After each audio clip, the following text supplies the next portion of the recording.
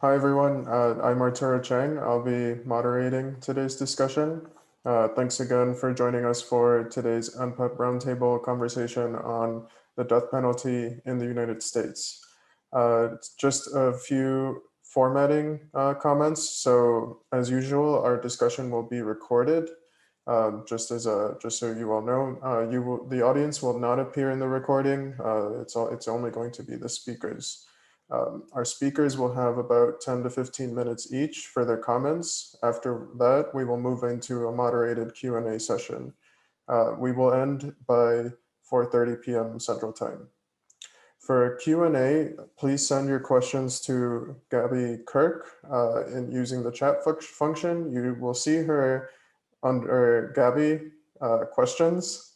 So send her any questions that you might have. We're going to be compiling these questions throughout the event, so you don't need to wait until Q&A to send them. I will be asking the questions, reading them out loud to our speakers during the Q&A session. And I think that's it. We can get started. So I will pass it over to our NPEP director, Jennifer Lackey. Thanks, Arturo. So I'm really delighted to welcome everyone to today's event hosted by the Northwestern Prison Education Program. As Arturo said, I'm Jennifer Lackey and I'm the director of NPEP. And the NPEP, which is affectionately known as, is the only program in Illinois that provides a degree granting comprehensive liberal arts education to people who are incarcerated.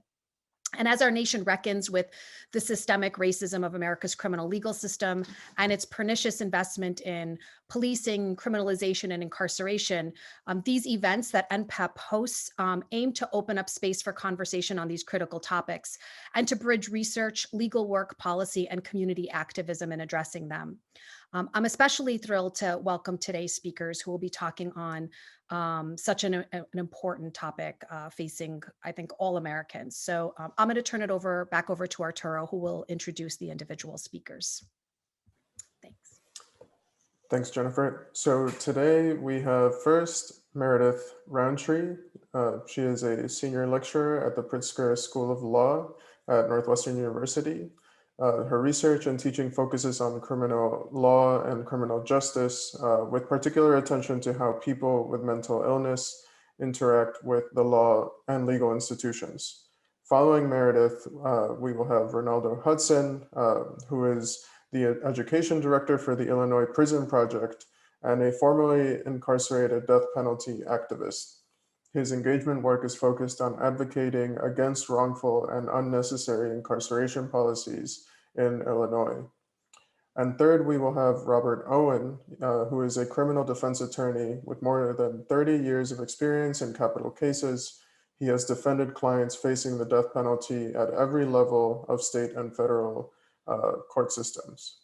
His background includes 6 years at the Texas Resource Center, where he represented Texas death row prisoners in post-conviction litigation. And we will get started with our first speaker, Meredith Rountree. Thanks so much for being here. Well, I'll say for my part, it's such a pleasure to be here with you. And actually, I'm delighted to see some familiar names in the audience. I'm also a very big fan of NPEP, so I'm really delighted to have the chance to join you for this conversation. I wanted to just kick things off a little bit by giving some very, very basic background on the death penalty in the United States. And so I'm going to share some slides with you for that. As you can see from this slide, this is just a few nuts and bolts about the American death penalty. I want to talk a little bit about, see, this is where I'm having my trouble. Is that working? Yes. Okay. All right. So the first thing I want to do is just give a very brief précis of the legal framework in which the American death penalty operates. And then I want to talk about some of the features, some of the facts and figures about the American death penalty. What are the states with and without the death penalty over time in the United States, methods of execution, the death penalty and race, and time on death row. Most of the slides from this presentation I have borrowed from the Death Penalty Information Center. Death Penalty Information Center is a fantastic source of information. And so this is just really the tip of the iceberg of the kind of information they have. And so if you're curious to know more, I really commend their site to you. So what I am going to be talking about, and I suspect certainly Rob is also going to be talking about, is what we consider the modern era of the death penalty in the United States. And we talk about the modern era of the United States because this country has always had the death penalty, sort of legal and illegal, judicial and extrajudicial killings of people believed to have committed crimes. But what I'm talking about today is the death penalty after 1976. In 1972, the Supreme Court decided a case called Furman versus Georgia. And this was really, it was a remarkable moment where, to the surprise of, many very informed people and shocking to people who weren't really following this closely, the Supreme Court decided that the death penalty was unconstitutional as it was administered, that the way states were conducting capital trials and executing people was not constitutional. They didn't say the death penalty was an unconstitutional punishment, but the way it was happening was unconstitutional. And so while the death penalty had not been used a lot in the country around, sort of late 60s going to into the early 70s, this was an enormous galvanizing event politically. And so there was tremendous political organization around the country by states that were very attached to the death penalty to say, well, let's fix our death penalty statutes so they meet the criteria that seem to be important to the court in Furman. So 4 years later, so between 72 and 76, there are state legislatures across the country that are working on their death penalty statutes, and then a cluster of cases go up to the Supreme Court, and Gregg is considered the lead case for this. And in 1976, the court says these new statutes are substantially fixing the problems that we identified in Furman. And among those things is that the post-Furman statute separated the guilt decisions from the sentencing decisions. We could talk about why that's such an important thing, but you can see how deciding guilt and sentencing all at once might actually dispose jurors potentially towards death penalty. But also, the statutes gave the sentencer a formal basis to distinguish those who committed worse crime than others through a mechanism called aggravating circumstances or aggravators. The sense before has been that jurors were acting arbitrarily and capriciously. It was hard to tell. It was hard to sort of make as a logical conclusion who was getting the death penalty and who was getting mercy from the jury. And so by creating a statutory basis for saying this crime is worse than that crime, well, it was a way to control the arbitrariness about who was getting the death penalty and who was not. So as I said, this inaugurates the modern era of the death penalty. And that's all the law I'm really going to talk about, other than this next slide, which says who can and cannot get the death penalty. So in this country, states that have the death penalty in the federal government are allowed to impose the death penalty for people who are found to have committed murder, or who are very major participants in legal standards in a felony resulting in murder, and those individuals demonstrate a reckless indifference to human life. So that's our category. Is these really are crimes that involve homicides. And that's distinct from who cannot be sentenced to death. And those are non-homicidal crimes, is one of the exclusions from the death penalty. So the court considered a case involving the death penalty for rape of an adult woman and aggravated rape of a child. And in both those cases, the court concluded that it was a disproportionate punishment for people to get the death penalty when the homicide was not committed. Minor participants in felonies resulting in murder are also excluded. More recently, the court decided that people who are under 18 at the time of the murder cannot be sentenced to death. A case called Simmons versus Roper, or individuals who have an intellectual disability. What we used to refer to, and if you look at the opinion, it talks about people who have mental retardation.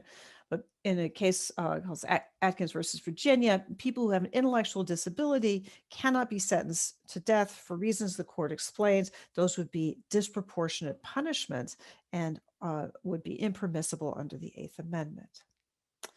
All right, so one of the things that makes the United States highly unusual is not just that it has the death penalty. The United States is the only industrialized democracy that retains the death penalty, but it's also unusual because it has the death penalty for what we call street crimes, right? For homicides. So with this, I know this slide is kind of fuzzy, but basically what it's telling you is that there are 4 different categories that Amnesty International is tracking for who retains the death penalty. And these lightest beige colors, like in Canada and in the European Union, the death penalty has been abolished. There is no death penalty. In others, in slightly darker beige, is retained for exceptional crimes. And those exceptional crimes are essentially crimes against the state, right? They're not crimes of 2 people hurting each other, but it's, for instance, treason or terrorism, acts that are really directed towards governance. Then the darker beige still is where the death penalty has been abolished in practice. And then in red, we have the United States, among other countries here, where it is for use in ordinary crimes or street crimes. So again, the United States is really unusual in its use of capital punishment as compared to comparable democracies, but is also unusual for using it for street crime. There are 27 states that retain the death penalty.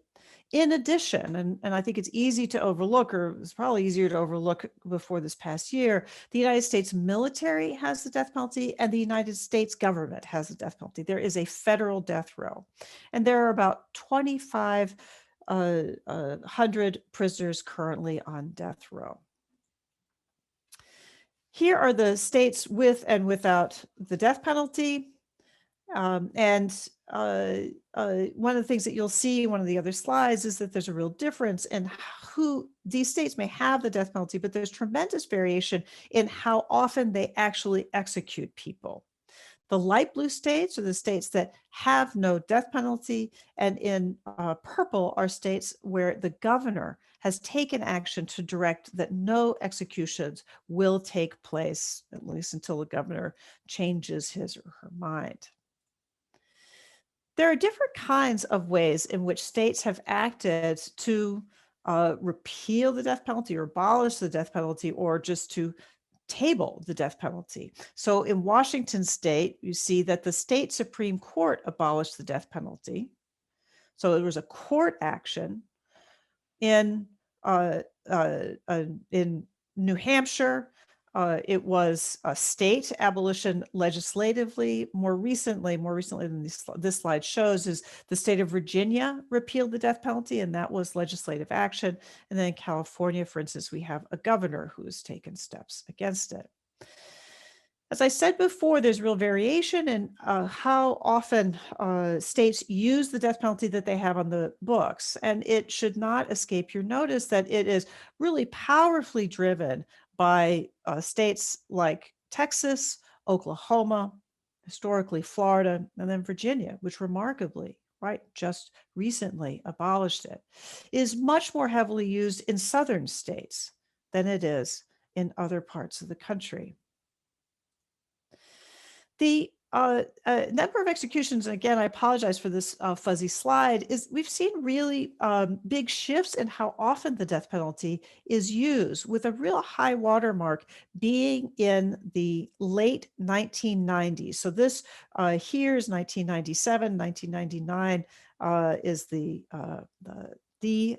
year with the most executions, and then coming on down from there. There's 17 in 2020. And this corresponds,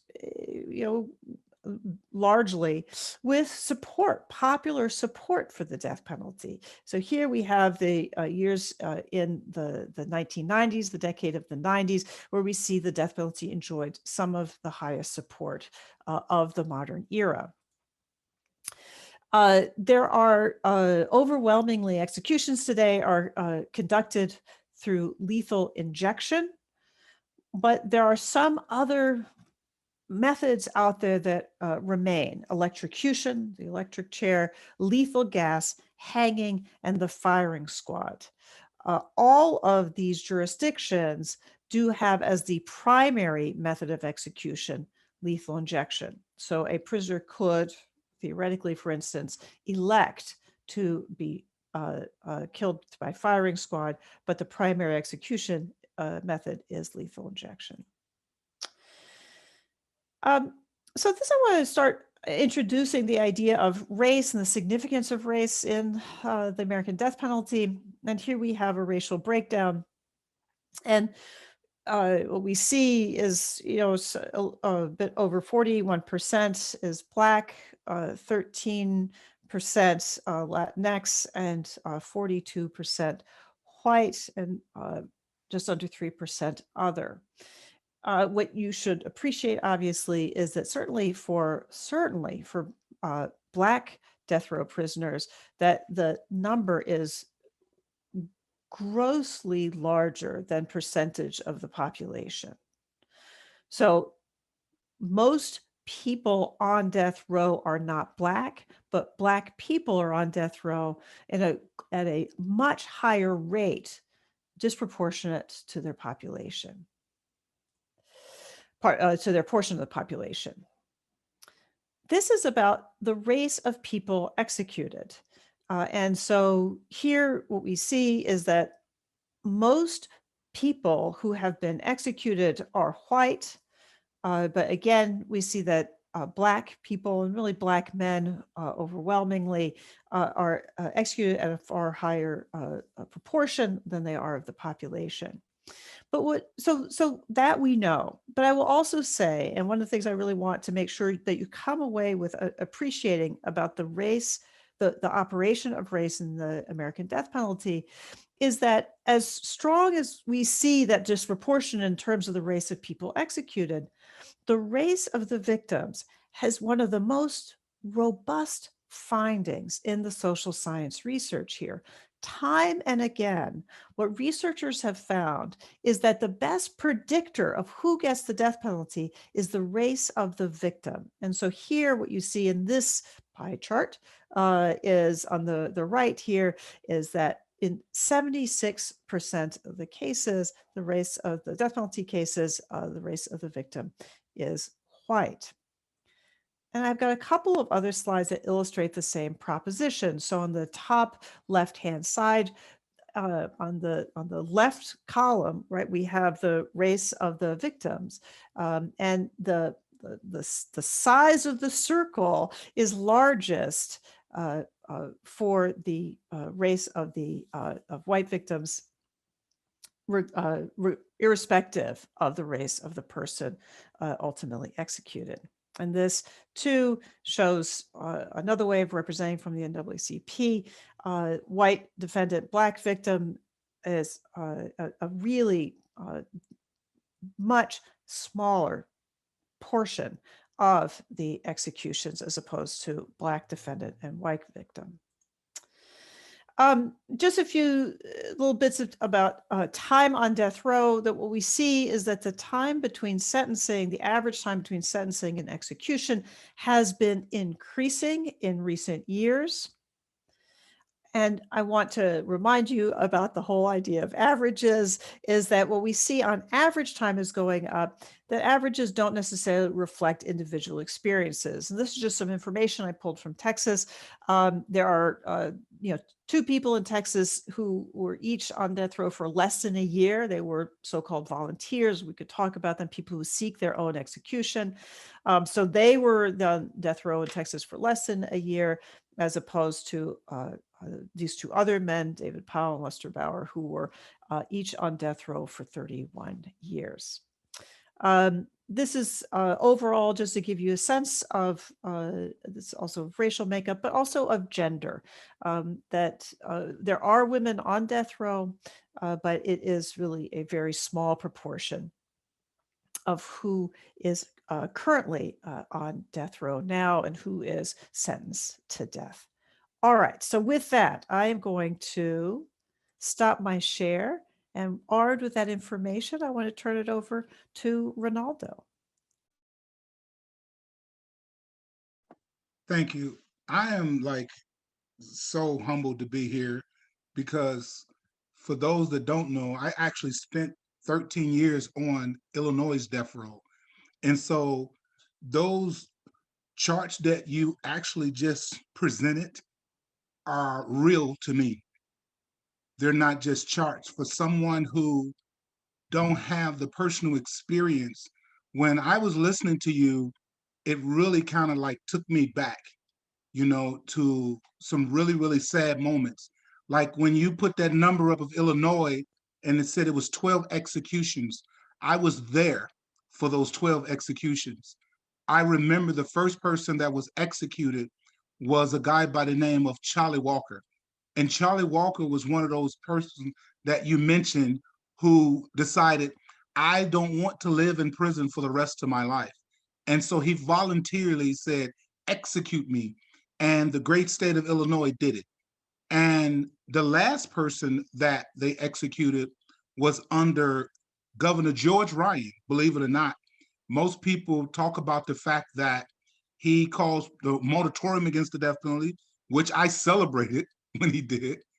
And then he ultimately did a blanket commutation, which I celebrated, but I also knew that it was a horrible experience, but we'll talk about that later.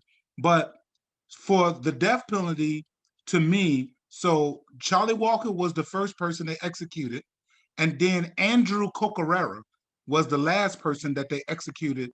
And I guess it was such an experience for Governor Ryan that he halted all executions after that. Um, and people that's been around the death penalty and fighting about the death penalty know the horrific history across the United States. Like as a formal death row inmate, I used to watch each state and how they dealt with the death penalty. I remember, for example, when George Bush was the governor of Texas, and he signed the execution warrant of a young lady, Carla Faye Tucker. And Carla Faye Tucker was a young lady that many of the religious right came out and said, hey, don't kill this girl. And I remember our former president chuckled and said she was begging for my life. I remember those things. I remember when, as people celebrate our former president, Bill Clinton, I remember when Bill Clinton was on the campaign trail and a mentally retarded man who was facing his execution, who believed that he could leave his piece of apple pie and come back and get it after his execution. But yet, at the time, Governor Clinton said, I would rather kill him and be in favor with the fraternal order of police than stand up for the moral fiber of saying, despite the horrible thing this person did, I will be better than that. I will be better than him. So for me, the death penalty is not just a political pun to kick back and forth. It's a real life changing, altering policy and practice that goes to the worst of us and not the best of us. The great state of Illinois said to Renaldo Hudson, there is nothing redeemable about you.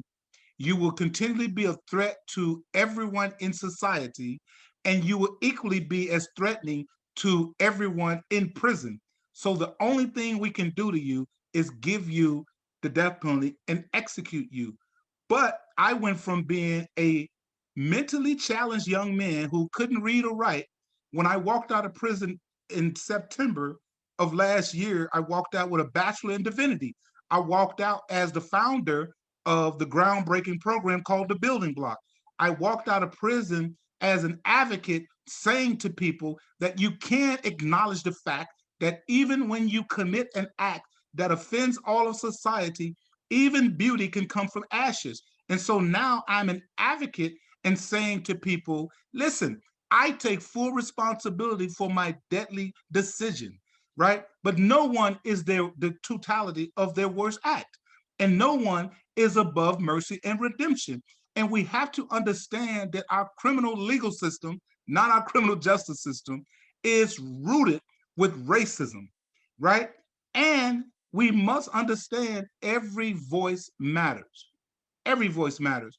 And so when I think about the death penalty, when I think about this process and this conversation, I bring to this conversation 13 years of experience specifically on death row.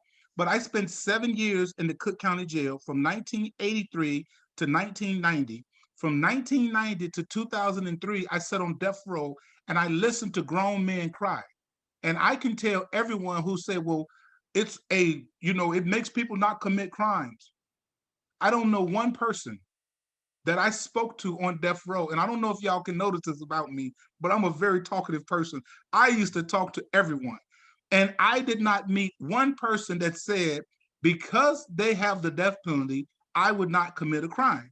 It is, if I would have known I was going to be sentenced to death, not one person, and I promise you all, I spoke to every person that I had access to, and not one person ever said, hey, knowing that the death penalty exists, I wouldn't have committed the crime. And I really think it is vitally important that we don't just talk about the fact that innocent people are executed. That's only one variable in this equation. There are more guilty people than innocent people, but the guilty people speaks more toward the moral fiber of this country and the death penalty than the conversation about innocence, because it should be a non-starter if you're talking about an innocent person. But what do you say to someone that's broken? People commit acts of violence because of brokenness, trauma, alcohol, drugs, and you can go down the laundry list. That doesn't excuse the behavior, but it gives an example of how we're failing, is that people are trying to find relief through robbing, cheating, all the stuff that's going on. Like, it adds up to a problem. The problem is we have forgotten that this is a country that was built on second chances, but it's also a country rooted in racism. And until we start dealing with that fact, we will always have a death penalty and a sentencing system that target people that are Black and brown, because we don't look like little Dennis the Menace. We don't look like little Opie Taylor. And so we look like someone that's disposable. Ronaldo is disposable. But if they could have looked all of these years forward, 37 years, and now I'm a productive member of society who's paying taxes, and I'm the director of education for the Illinois Prison Project, that's saying to people, I need you to know that you are responsible for your actions, you are accountable, right? And we teach in my program respect, responsibility, ownership, community, and empathy. In 1983, I couldn't tell you nothing about empathy. In 2021, I can teach it. And so I think when you talk about the death penalty, you have to always remember, is there potential for this person to be better? And do I decide for me, as the person making a decision, am I better than the worst act of this person? And if you say yes, then you have to vote no against the death penalty. So I don't want to keep going. I can preach this stuff all day. Just I will pass it on. So I told y'all I'm kind of long-winded. But let me tell you, everyone, the only piece of advice I have to pass on to everyone attending today is don't follow Renaldo Hudson as a speaker at an event. Thank you so much, Ronaldo, for those words. It was really moving to hear about your experience. I just want to add a couple of comments about the federal death penalty. As Professor Rountree said, a lot of people became aware of the federal death penalty last year when maybe it had been sort of unnoticed for a while, because there was, as many of you know, a bloodbath at the federal level with 13 executions being carried out in the space of just over 6 months. which is an execution about every 2 weeks. And I think you really get the flavor of what happened when you look at the fact that the first half of that 6-month period, the federal government killed 5 white men and 1 native man. And in the back half, they killed 6 black men and 1 white woman. So I think that there's a lesson there in the government attempting to conceal to some extent the racist nature of the federal death penalty by starting off by killing a group of a succession of white prisoners, and then really showing its true colors and turning to execute a string of black men before Mr. Trump left office. Let me give you a very little bit of background about the federal death penalty. Professor Rountree said that the Supreme Court struck down all then existing death penalty statutes in 1972. And that is correct. And the states, state governments, many of them who wanted to have the death penalty and be able to enforce it, immediately passed new death penalty laws, which were then considered by the Supreme Court in 1976, and many of which were upheld. That's kind of how we got the death penalty back after the Supreme Court had put it aside in 1972. The federal government, surprisingly, was not one of the levels of government that immediately tried to patch up its death penalty statute so that it could go back to executing and death sentencing prisoners. Instead, the federal government actually waited until 1988, so a full decade and more after the 1976 decisions, before Congress put together a new federal death penalty law. Even that law was relatively narrow and only covered murders carried out in the course of what are called continuing criminal enterprises, which usually has to do with large-scale drug manufacturing or sale. So that was, so we didn't have any federal death penalty for a decade. Then we had this very narrow federal death penalty that was focused on drug offenses. It was only in 1994, again, as Ronaldo points out, under Bill Clinton, that the Congress passed a new federal death penalty act, which dramatically expanded the crimes for which a person could get the death penalty under federal law. And the big difference to keep in mind about the federal death penalty is that unlike the state level death penalty, the federal death penalty exists everywhere in the United States, even in jurisdictions where the local population has made a considered decision that they don't want to have executions, like here in Illinois, or in Minnesota, or in Massachusetts. Even in those states, the federal government can choose to prosecute cases in federal court and seek the death penalty. Now, surprisingly, maybe, one of the things that you don't see, notwithstanding the fact that the federal death penalty sort of exists everywhere, you don't see an equal geographic distribution of federal capital prosecutions. Professor Rountree didn't have time in her statistics to tell you about which states have the most executions historically, but in the modern era, the states that have really carried out 3 of the top 4 executing states are Texas, which is #1, Virginia, and Missouri. Oklahoma being the 4th of that group. Well, 3 of those states, Texas, Missouri, and Virginia, are also the top federal death penalty states. So it really seems to be something more about the culture of those places or the political judgment of the officials in those places that is causing them at the federal level, as they do at the state level, to seek the death penalty against prisoners in those jurisdictions. So we get the federal death penalty back in 1988. It gets expanded in 1994. The first federal execution wasn't until 2001 under then President George W. Bush. And there were 2 executions in relatively quick succession. They were just a couple of weeks apart in the summer of 2001. The first one was Timothy McVeigh. Everybody remembers Timothy McVeigh. He set off a bomb in front of a federal building in Oklahoma, killed 168 people, grievously wounded many more. So he was an infamous criminal.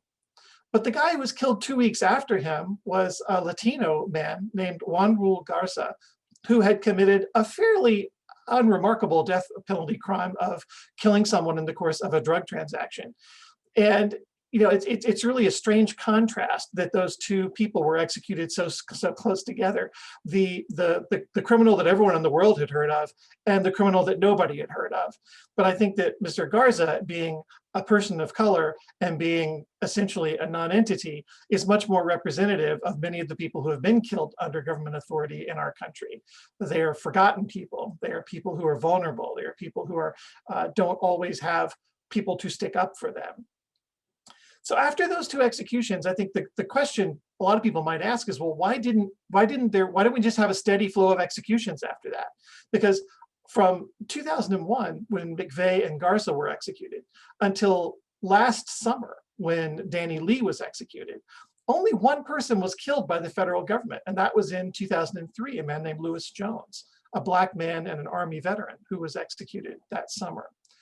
And I think the best explanation is that in 2001, relatively short time after in June of 2001, you have the McVeigh and Garza executions. In September of 2001, of course, we have the September 11th terror attacks. And the federal government's attention, particularly the attention of the Justice Department, is immediately diverted onto the many tasks that it saw as associated with the threat it perceived to the country. And so whatever interest there might have been on the part of George W. Bush, who was certainly a well-known fan of the death penalty, but whatever interest he may have had in sort of starting up regular executions at the federal level to mirror what had gone on in Texas while he was governor, that got put to one side because of the war on terror. And after 2003, when Mr. Jones was executed, I think that there might have been even then a renewal of federal executions. But what happened at that time was unexpected as well, which was that a British medical journal published an article saying that the combination of drugs that was commonly used in American lethal injection executions might, in fact, be causing great suffering and great physical pain. I think all the states that adopted this so-called 3-drug cocktail, this 3-drug protocol, did so under at least the assertion, if not the accurate truth, that it was painless, that people wouldn't suffer being executed this way.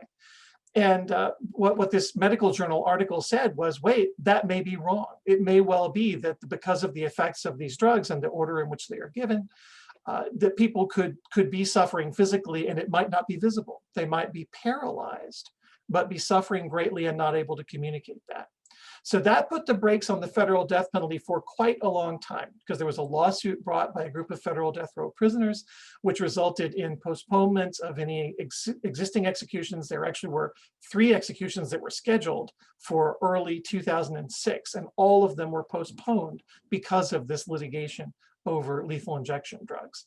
And that kind of unspooled over a full decade and a half, from basically 2006 when the lawsuit was filed until last summer when the federal government finally said, well, we are going to essentially moot out this lawsuit because we're not going to use these 3 drugs anymore. We found a new drug. We're going to use this single drug, and we want to start executing people now. And from there, it was downhill all the way till the end of the Trump administration. And I won't say a lot about the execution cases from last year, except the following, which is that there were in these cases, people didn't just go quietly to their execution. Their lawyers continued to look for legal arguments that could be made in each of those cases of people who were executed. And they brought lawsuits, and they brought appeals, and they brought other litigation to try and stop those executions. And many of those cases got stays of execution at some point along the way, either from a federal district judge or in some cases from a federal court of appeals, which to me says that those cases were not futile. They weren't frivolous. There was clearly something there in those, even in the 11th hour when these people have been on death row for a number of years and their cases have been appealed and reviewed previously, there were still things there that needed to be looked at carefully before the executions were carried out. And unfortunately, what we saw was the US Supreme Court, which had undergone a transformative change in the last couple of years. So that's now a solid 6-justice conservative majority. We saw the Supreme Court in every case where a stay of execution was presented to them, they vacated it. They took it away.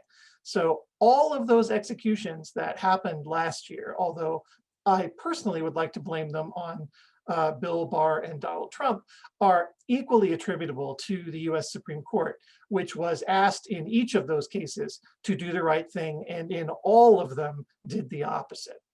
So that's a little picture of the federal death penalty. The last thing I'll add is that 2 of the people who got killed last year by the federal government were my clients, my longtime clients, people I had represented for literally decades. And one of them really, I think, captures, how attenuated some of these distinctions are. Professor Rountree said, well, you can't get the death penalty if you're under 18. And that's true. But my client, Brandon Bernard, was 18 and 6 months, and he got the death penalty. Professor Rountree said, well, you can't get the death penalty if you're a minor participant, even if you're not the actual killer. You have to be a major participant. And my client, Brandon, got the death penalty even though he was the getaway driver. So you could debate whether that's a major participant or not. It was his co-defendant who actually shot the 2 victims to death. My client was unarmed and didn't harm anybody physically, and yet ended up on death row, and last fall on December 10th was executed.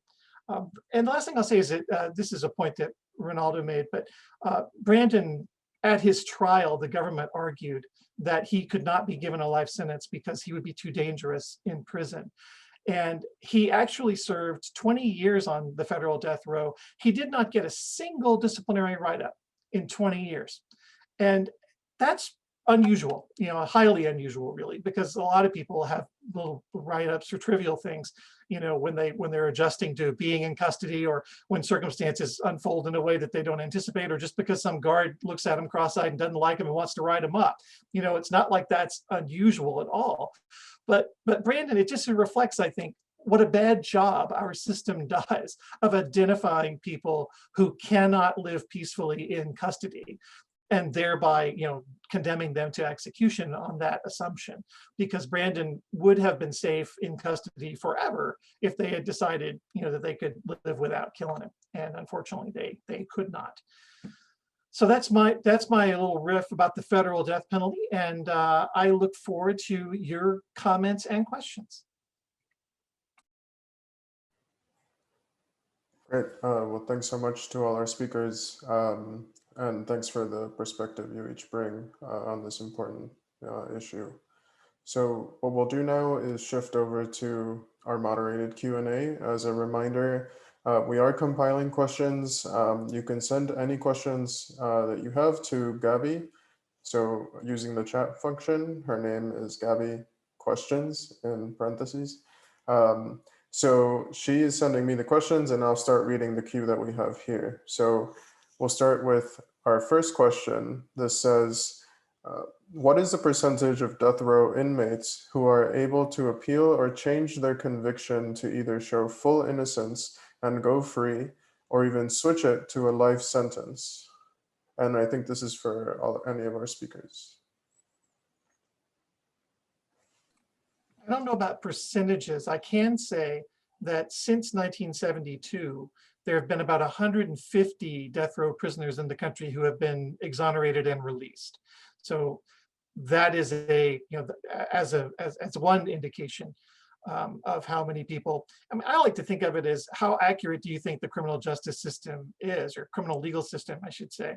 If there are 3,400 people on death row, more or less, in this country, if you think the system is 99% accurate, then that means there are 35 or 40 innocent people who are waiting to be executed. And I don't know anybody that thinks the system is 99% accurate.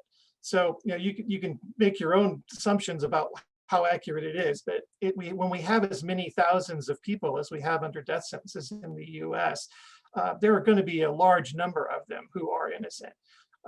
But I think that, as Ronaldo said, focusing on innocence is, I understand the tendency of people to focus on innocence because it's a common ground.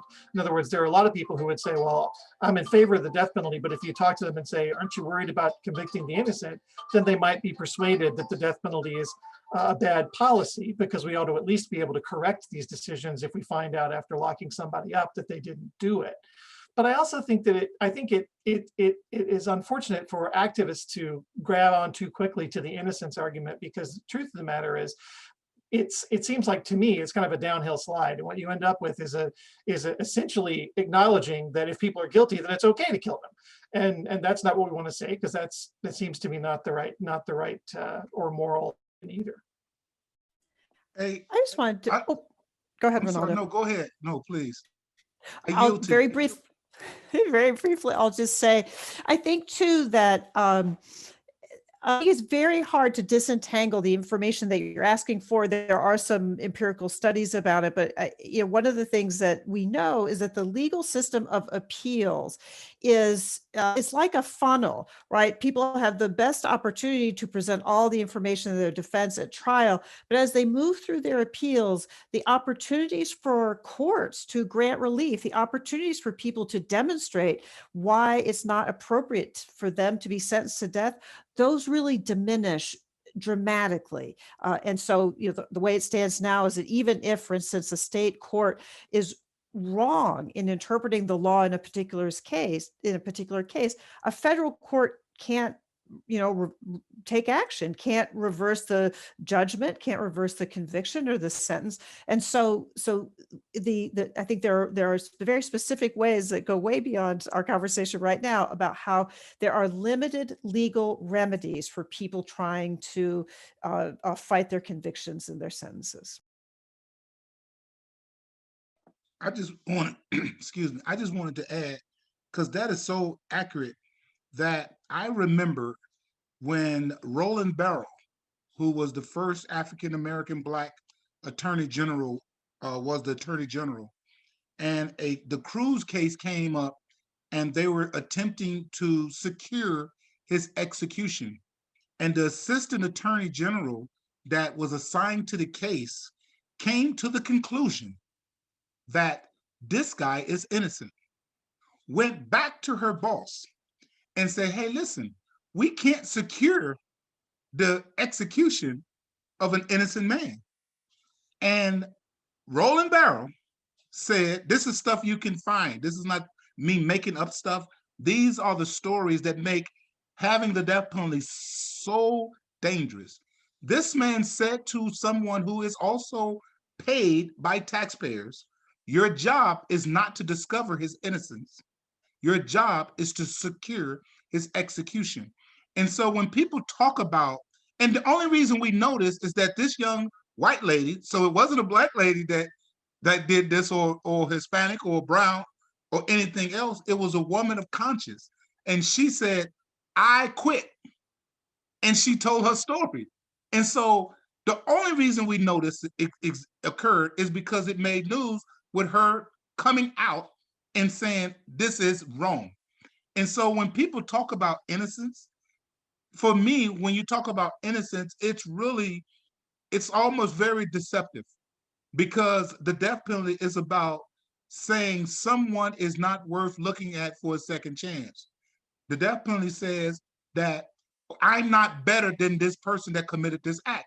And I want to make sure I continually hit that point home, because the only way we're going to end the death penalty is we change the conversation from innocence to wrong. How do you kill me to teach me killing is wrong?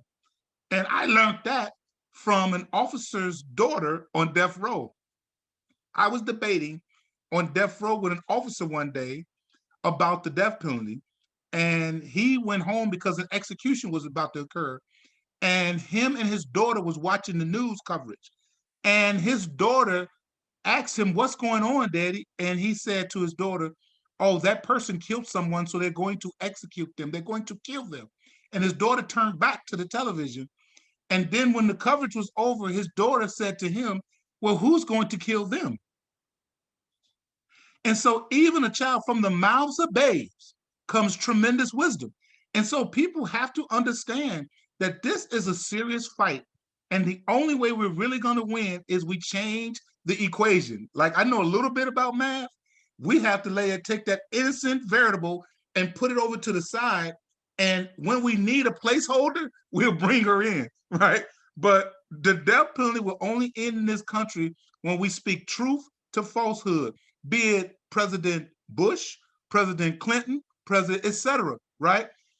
Even our existing president, people have to understand, he was in the Senate and signed those horrible bills that stripped away the appealing rights for people that was trying to appeal their death sentences. So this is a systemic racist system that has to be broken. And it only will be broken when we turn the lights on and says no one is innocent of these acts, because those people that we voted in are bringing forth these horrific policies and laws only because we're not challenging their authority to do them.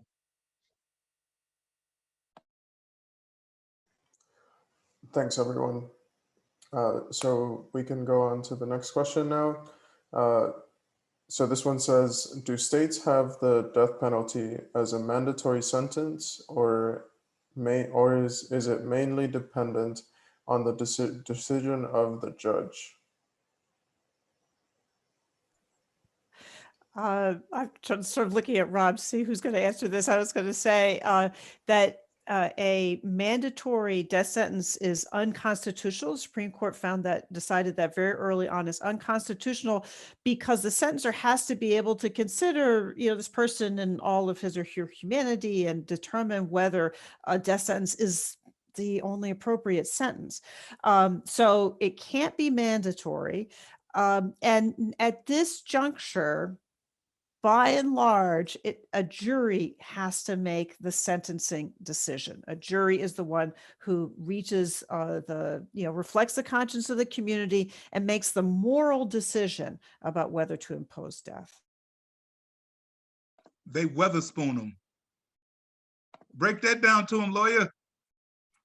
Basically, the Witherspoon rule is that you can't be on the jury in a death penalty case unless you're willing to say under oath that you can sentence someone to death in a case that you think is bad enough. So it has the effect of really removing people from jury service who have strong reservations about the fairness of or the morality of capital punishment. So it's a way of kind of fixing the trial so that most of the jurors are going to be strong supporters of capital punishment.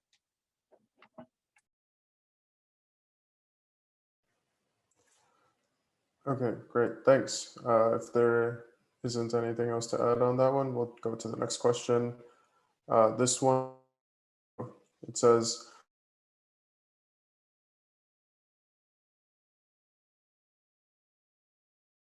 was commuted to natural life. Well, yeah, actually, I realized how much trouble I was in when I was on death row. To put it in context, officers and everyone refer to you as Mr. etc. You are somewhat of a person. In the general population, you become a shadow. And so people have to really understand, like, that when people go to prison, like, they'll show you the television and all that stuff, but it's horrible. It's a torturous place. I can't remember one night in prison where I didn't hear someone crying. Now, some people may say, well, they should be crying. And it's okay if you feel that way. But I remember that. And I used to always say, like, man, I want to stop those tears. I want people who are victims of crime to know that there are people who have committed offenses that want to say to them, hey, I'm sorry I wasn't a better person, and I wish I would have been better. Please know that I will spend the rest of my life trying to be a better person, and no one else will be harmed by my hand. There's hundreds, if not thousands of people that want to make that statement. But the way our system is set up, you have a right to remain silent. Anything you say can and will be used against you in the court. You have a right to attorney. And so you are immediately told to not take responsibility, shut up. So anyway, I know people would love to think that when I went from death row to prison or to the general population with life without the possibility of parole, they were saying to me and everyone that have that sentence, you should not think about having hope. And so I had to rise above that. So as much as people may want to celebrate it, I'm telling you that it's torturous to people. And so if you don't become more educated, that's why I love the fact that education is shooting into those spaces and people are beginning to raise their brains higher than the torture of the environment. But no one should be trying to make a comfortable bed in a sewer. It's a sewage. The criminal legal system as it exists is a sewage. And anyone that's surviving in it is surviving by the mere fact that they're holding on to something. So it was torturous, but I decided to change the narrative. And so as I began to educate myself, I recognized that I have a voice and that my voice is significant. And so I started thinking about how do I not only lift myself up, but how do I lift my peers up with me? So we began to think about essays and writing, having essay contests. And then we thought about like the Stateville Speak. People, a lot of people don't know I started that paper, right? A lot of people don't know they had a program called Unleash the Power. And then I think the most powerful program in the Illinois Department of Correction is the program I wrote called The Building Block. The Building Block is a program where we're saying to incarcerated citizens, take ownership of your life, take ownership of your action, and you decide you're going to follow the rules, not to impress our keepers, right? Because I've never suffered from Stockholm, right? I never fell in love with my keepers. I looked at prison as a plantation. And so I was a slave in my mind. And I would remind the keepers at times, hey, listen, I know I'm a slave right now, but one day I'm gonna be free. So I didn't become free and happy until I walked out in September of last month, just for the record. But I knew I had to fight, and I knew that I could not submit to being a prisoner. I became a citizen way before I walked out of prison.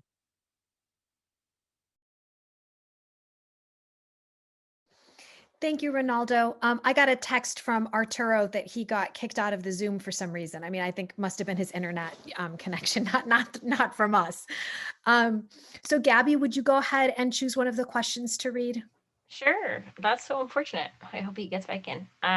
Great. Well, thank you all so much for that.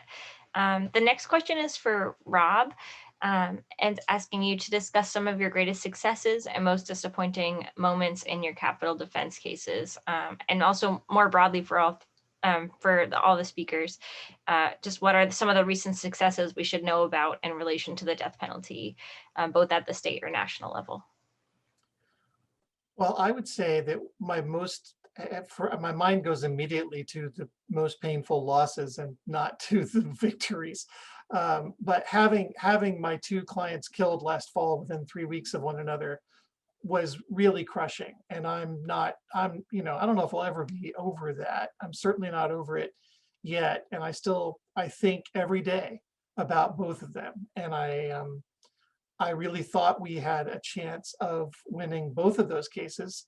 And it was very frustrating. It was very, very deeply saddened about how that turned out. And, as the lawyer on those cases, I was the last person to talk to both of my clients before they were executed. And there's a bottomlessness at that moment where there's just literally nothing you can say, and there's no human conversation that's made for the moment before someone is going to be killed, and you're trying to tell them that you're sorry and that you love them and that you won't forget them. So that was probably my lowest point lately. I've had many high points. I had a client whose life we were able to save in an appeal in Texas, who then was resentenced to life, and in his new prison setting, which he then moved into in general population, he intervened to save the life of an officer when another prisoner tried to kill an officer during an escape attempt. And I was always struck by that, because that my client was one of those people in Texas who got found by a jury to be a continuing threat to society.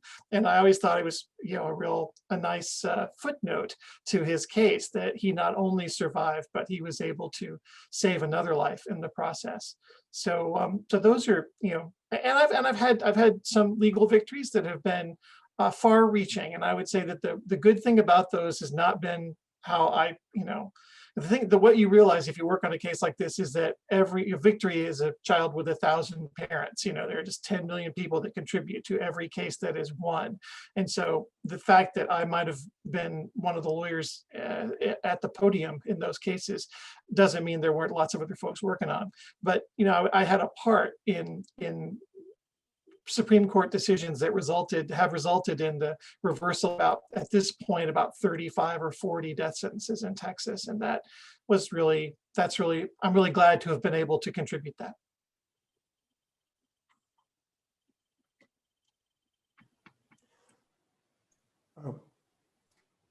Oh, sorry, Professor Rountree, did you want to come in there? I thought there was a task for others to talk about good things. I do want to say Rob is so modest. So I understand it was a team effort and all, but Rob has argued 4 cases in the U.S. Supreme Court and won each of them. And there really have been, to this day, people who are continuing to benefit from the decisions that led from those victories. I was going to say, I think Virginia this is like not my victory. I didn't have anything to do with the abolition of the death penalty in Virginia, but it's really, I think Rob and I were talking about this last night. I think that we're at a moment in this country of really almost being in equipoise. I think there's a lot of abolitionist energy in what happened in Virginia, where one of the state that has executed the second most people in the modern era, they abolished the death penalty. It's like, that would have blown my mind if you had, predicted that to me, 5-10 years ago. Like, they had the nation's only shrinking death row because they were executing more people than they were putting on. It was awful. And so Virginia is really a story. I will also say, I worry that that the federal executions have made the death penalty more salient in certain parts of this country. I think executions have been on hold because of the pandemic, and that as we emerge from the pandemic, I think that there are states that are organizing themselves to execute people who are really their post-legal appeals, and I'm worried about that. So Virginia is very exciting if you're an abolitionist, and I think that the state of what's going on in other states is really quite concerning.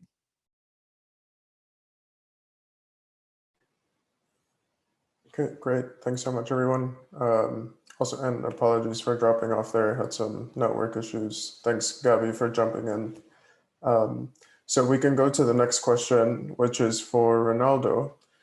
This one says, hello, Ronaldo. Thank you for your very informative and real words. I want to ask you about the empathy part in your teaching, because this must be such a challenge considering all the hatred formerly incarcerated people have been subjected to whilst in prison, in addition to life trauma prior to being incarcerated.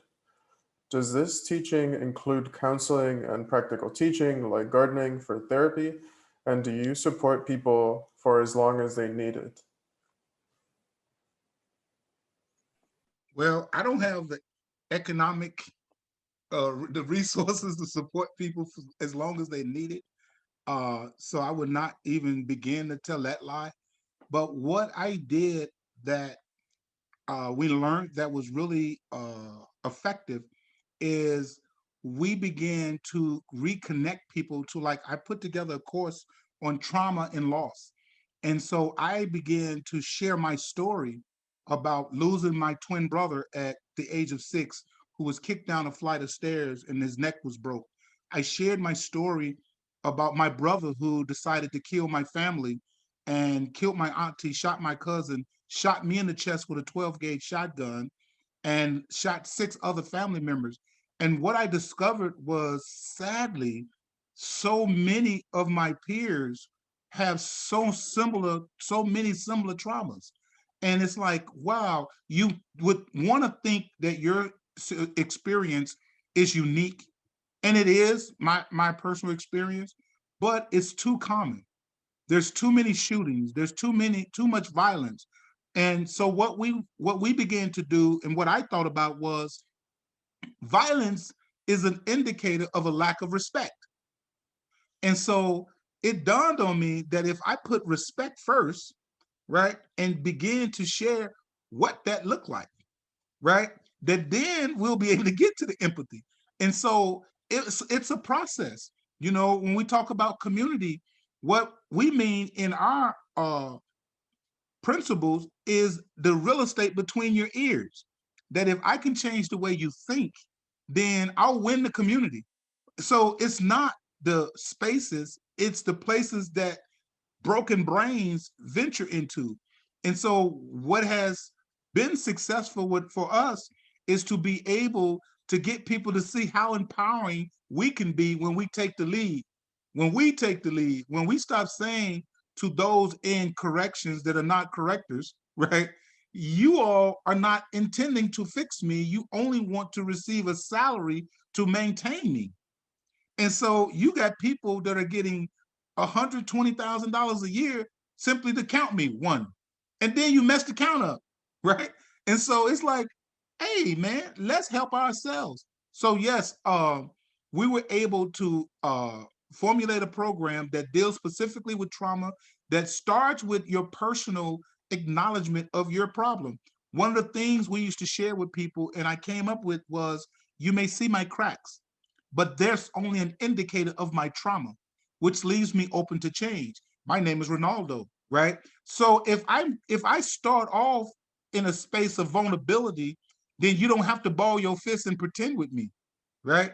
And so once we figured that psychology out, we begin to share with clinical services in the prison that, hey, now we need help. And we start asking for counseling to come in after we toe up the ground. It's like farmers have to plow up the ground before they come in and plant the seeds, right? So we were able to break up the ground. And so they started partnering with us.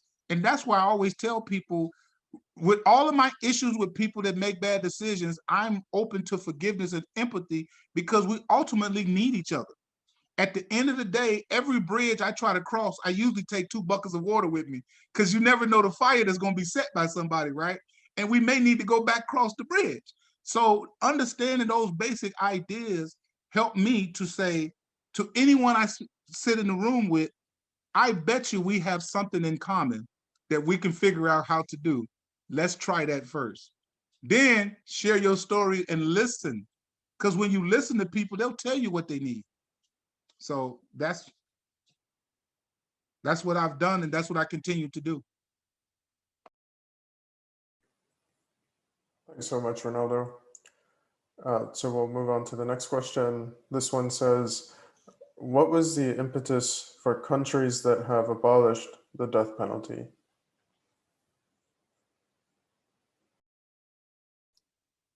I don't know, but one thing I do know is that it's a condition of being a member of the European Union to have abolished the death penalty, or to not have the death penalty. And so there were some now members that abolished the death penalty because they wanted to be part of the economic and social benefits of the EU.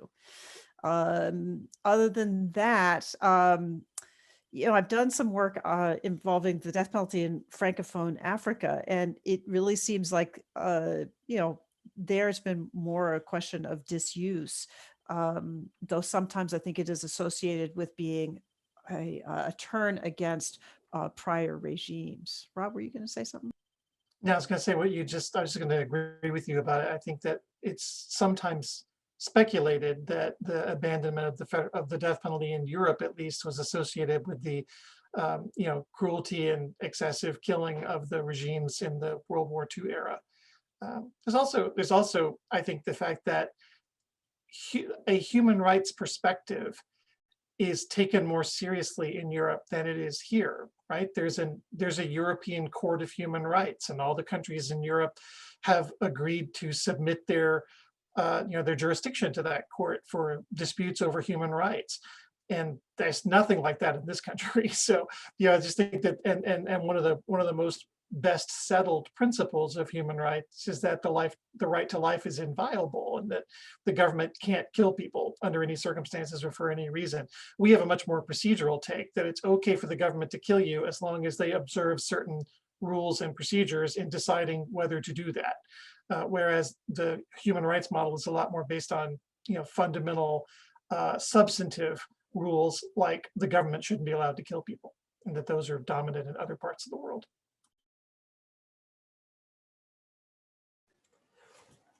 Thanks. So I think we actually have a related question here stemming from your answer. This says, could you speak to the abolition of the death penalty in what are so-called non-Western countries? We highlighted Canada and the EU so far, but I noticed countries like Mexico, Argentina, and others in Asia and Africa have also abolished the death penalty.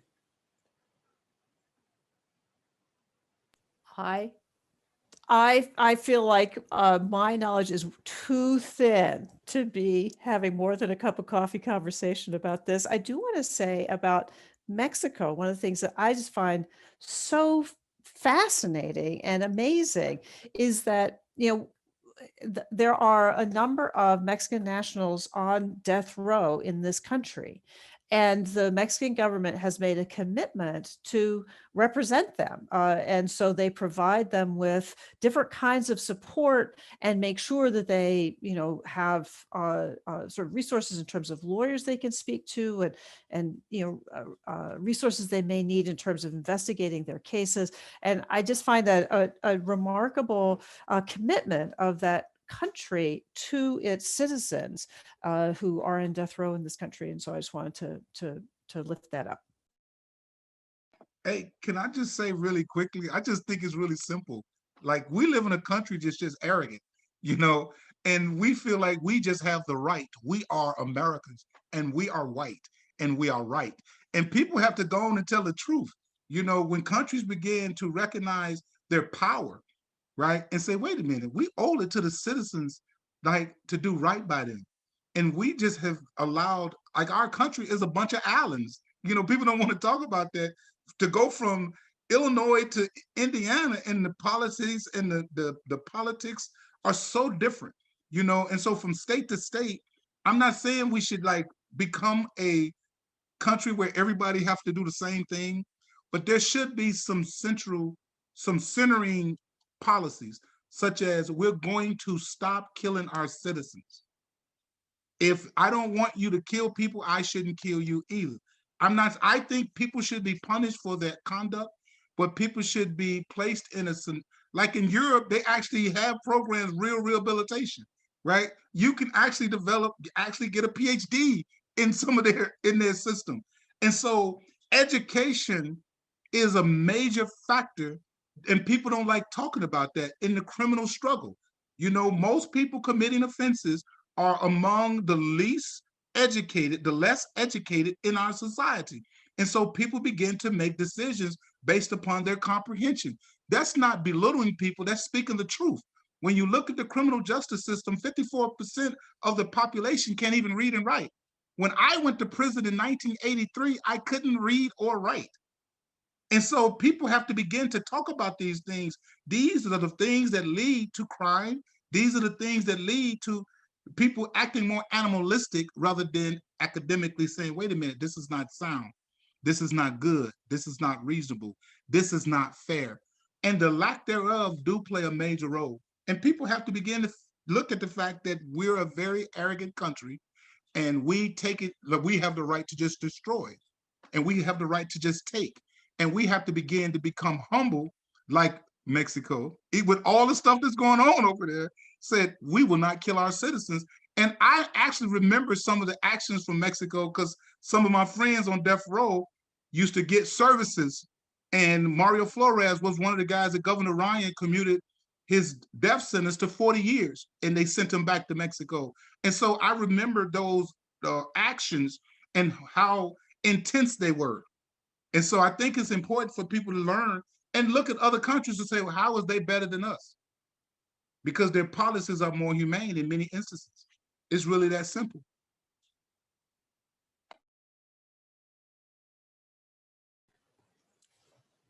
Thanks, everyone. Okay, so we'll move on to our next question. This one says, do you see a connection between abolishing the death penalty and abolishing prisons? If yes, how do you understand this connection? And if not, what do you understand as a disconnect between these two goals?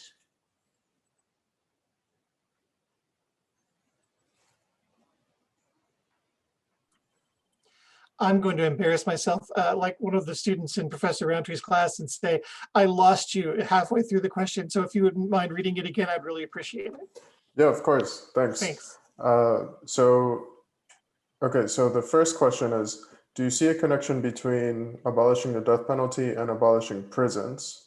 And the second half of the question is, if you do see a connection, how do you understand the connection between those two goals?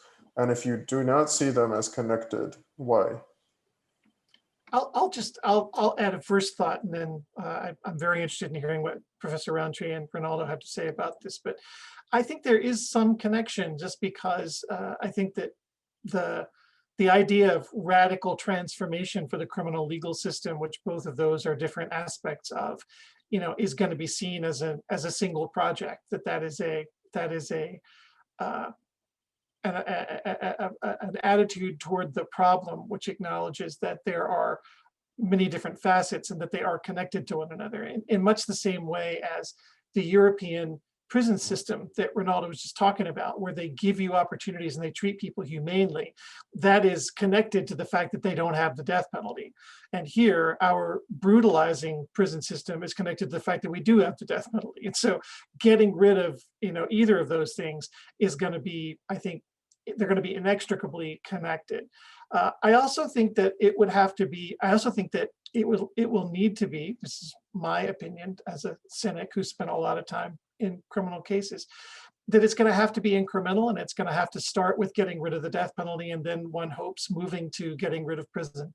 Because I think that it's the same reason we have conversations often, as I'm sure many of you have been in these conversations yourselves, about whether it would be better to restrict the scope of the death penalty or not, because some ways saying that certain people can't get the death penalty, like teenagers or like people with intellectual disability, is effectively saying the remaining death penalty is strengthened by that, because you're peeling off the cases where there might be room for public education and outreach and activism around how outrageous those cases are, because they're just more obviously outrageous.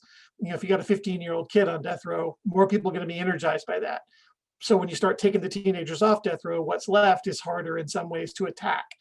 But I think that I've always been a fan of incremental change. As far as I'm concerned, we are in a better place if we say you can't kill the 15-year-olds than we were when we were killing the 15-year-olds, regardless of whether that takes us all the way to abolition in the first step or not. I think it is a step in the right direction, and I hope that we can keep moving that way. So that's just my thought. Is I do think these two things are connected, and I think as a practical matter, it will be much easier for people to imagine getting along without the death penalty, because there are already places that do that, at least at the state level. Illinois is one. We don't have the death penalty anymore, and I don't think that anyone would say that the state is a worse place on that account. So we can use models to show that. I don't think anybody in the US at least has come close to abolishing prison yet. And so again, it's a needed reform, but it's a radical one, and so it will take longer and be more challenging. Let me say something. Like I'm campaigning to end perpetual punishment. That is really one of my focuses as an advocate, as an activist. And I think that we have to get rid of LWOP before we ever get to abolishing these prisons, because it is just the reality. It is the replacement of the death sentence. So instead of we'll kill you by poison, we'll kill you by the pressure of incarceration. And I think that the conversation is definitely right, has to be broadened. I'm an abolitionist. I believe that our criminal legal system is simply a space of modern day slavery. They call them bullpens, I call them slave pens. And I think people have to begin to really look at the fact that when we throw people away, we're really saying we're hopeless, you know. And so I think it has to be incremental. I think you have to go through the phases. Otherwise, because people say, okay, let's get rid of the death penalty and give them life. And I was like, no, no, no, quit using that language. Now people are stuck there in Illinois. And so Illinois right now have the potential to be the leaders of the country.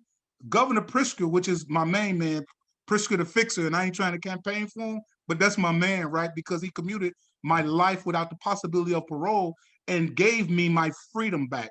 He allowed the knee of correction to be took off my neck. Like as we're waiting for the verdict to come back in that case, we're waiting for the verdict to come back for America to say, we're going to stop suffocating our citizens through incarceration.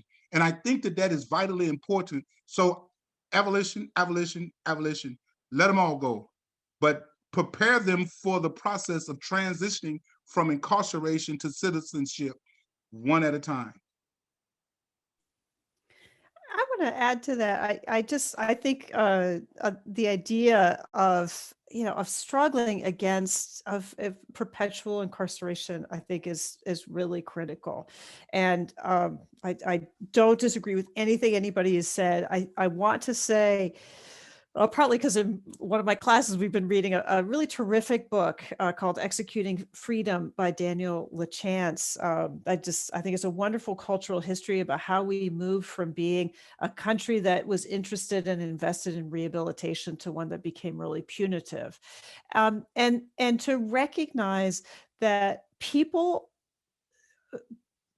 many people who support the death penalty are very, very afraid of the people who are committing capital crimes.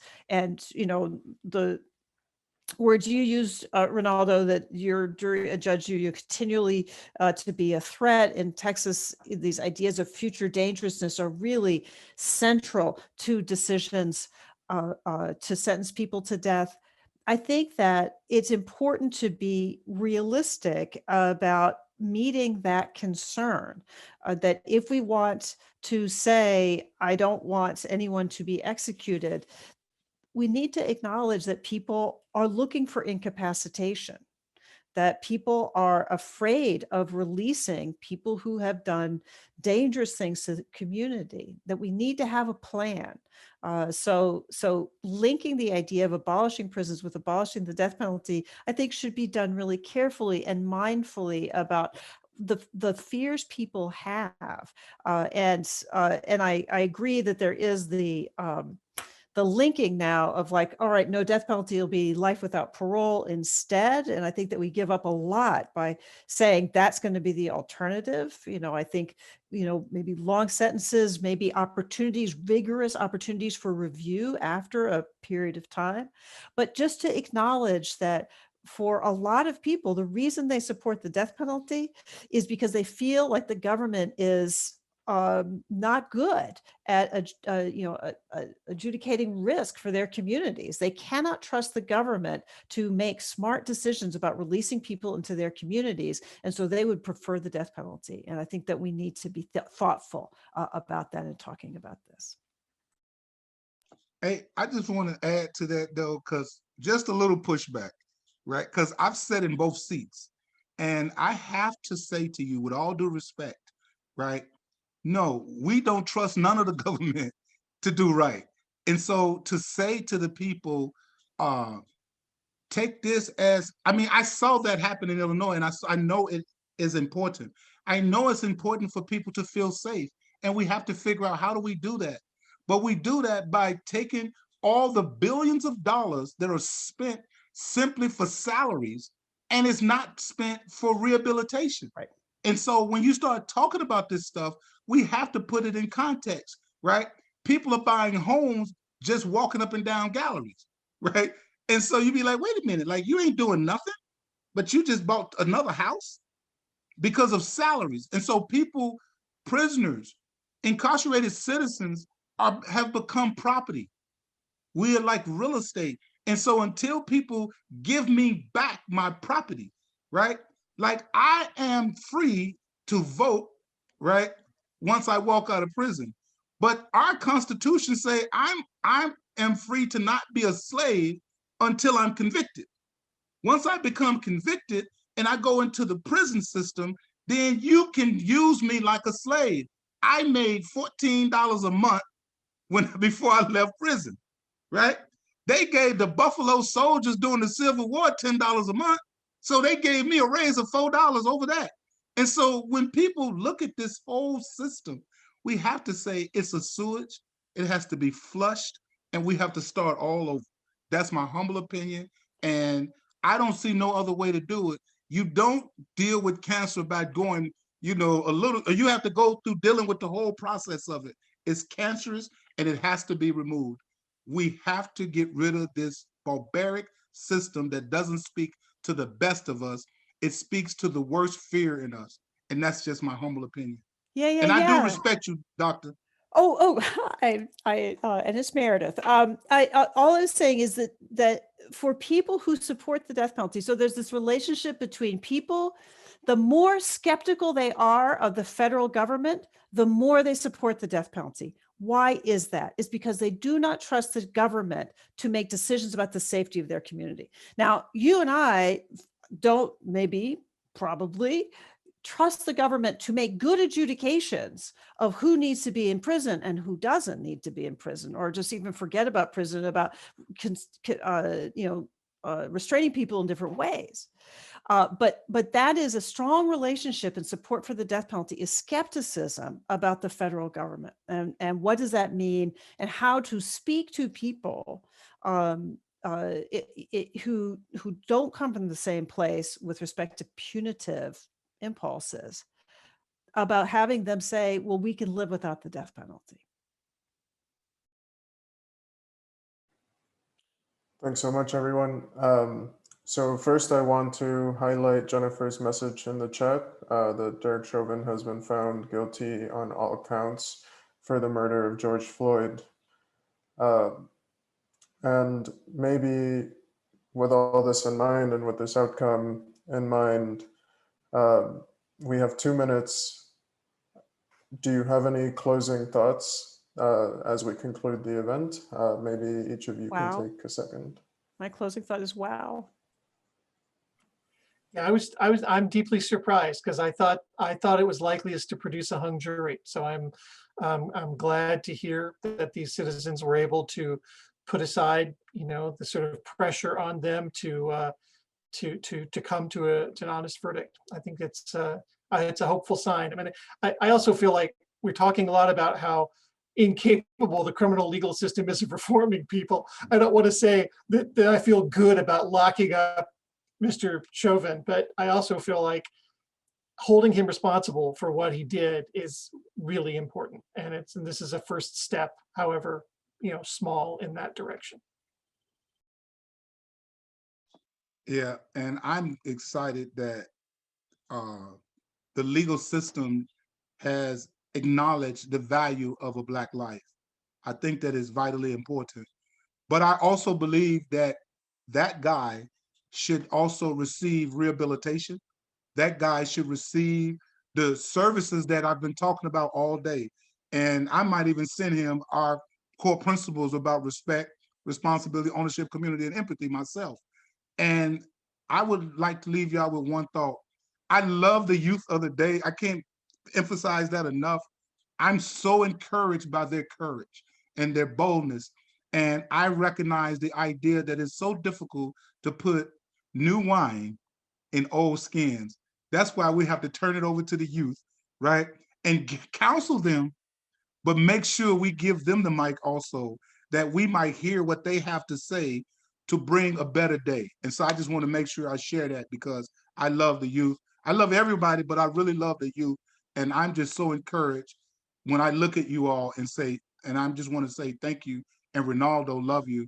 And I am really humbled by being a part of this panel. And so really, really, I appreciate it. And I hope y'all invite me back. So thank you. Thanks so much, Ronaldo. I think that's a perfect closing thought for today's conversation. And I also want to say thank you to Professor Rountree and Rob Owen for joining us today. It was a great conversation.